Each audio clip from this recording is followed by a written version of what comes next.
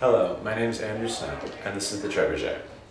I'm sure you've heard of the well-known catapult, which was a military device that flung missiles such as stones or spears in medieval times. This is as per the American Heritage Dictionary, 4th edition.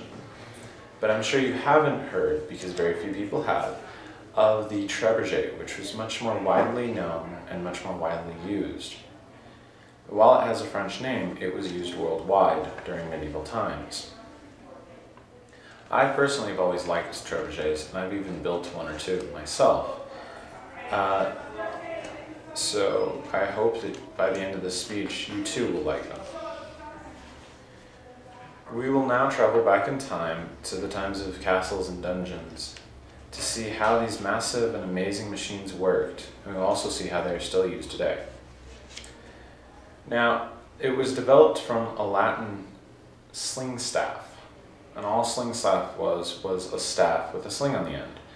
As you chucked the staff, the sling would chuck whatever ammunition you put in it, such as rocks or possibly small pieces of metal.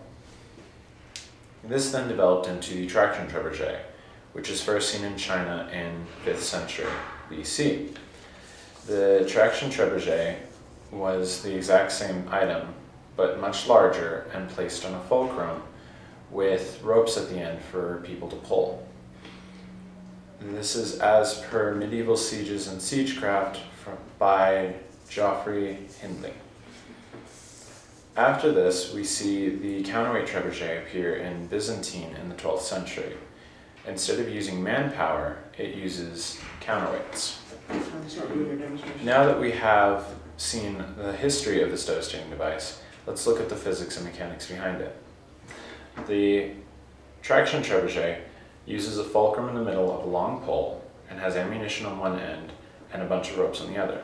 The ammunition would hold the pole down this way, and then the generals or whomever would then get all their men to pull on the ropes, causing a swinging motion that would then chuck any ammunition out at whatever they were aiming at. The counterweight trebuchet, instead of having the fulcrum in the middle, has it about a third of the way in. This leaves a much larger arc for the one end and a shorter arc for the other. Now, as per physics, your counterweight, which was massive, would then want to pull down like this. So they would have to tie the one end down with ropes, and they would have their ammunition on this end. Now, all of this uses force, and force is simply mass times acceleration.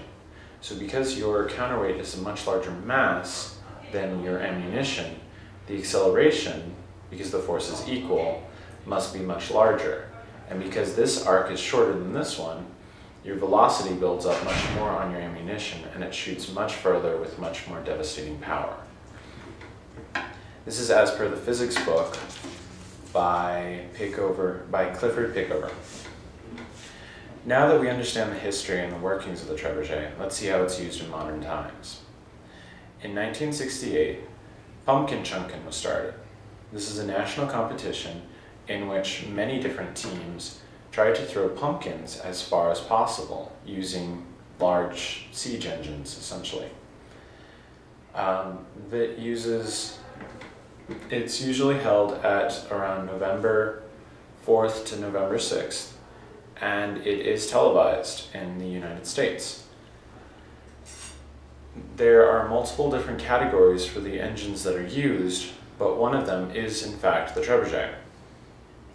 The world record for the longest pumpkin thrown was set in 2008 when one gourd was launched 4,483 feet. That's about 14 football fields. This is as per the Christian Post. I hope you have learned something about this great medieval siege engine.